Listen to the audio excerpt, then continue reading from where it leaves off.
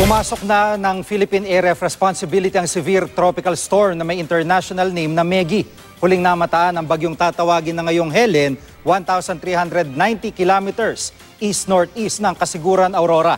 Taglay nito ang lakas ng hanging aabot sa 110 kilometers per hour at bugsong 140 kilometers per hour. Kikilos ito pakanluran, hilagang kanluran sa bilis na 25 kilometers per hour. Sa forecast track ng Pag-asa, posibleng maging typhoon sa susunod na 24 oras. At kung hindi magbabago, ang galaw nito ay magdadala ito ng malalakas na ulan sa Batanes sa Lunes. Hatakin din ng bagyo ang habagat sa Lunes na magpapaulan naman sa western section ng Luzon. Pero bukas, tanghali pa lang, posible ng ulan sa Bicol at Calabarzon region base sa datos ng Metro Weather. Sa hapon, maaari na ring ulanin ang Central Luzon. Sa Metro Manila sa hapon at gabi, inaasahan ng pag-ulan.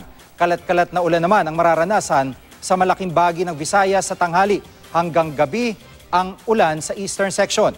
Sa Mindanao, may tsansa rin ng ulan sa tanghali sa Zamboanga Peninsula, Northern Mindanao at Soc-Sargen Region.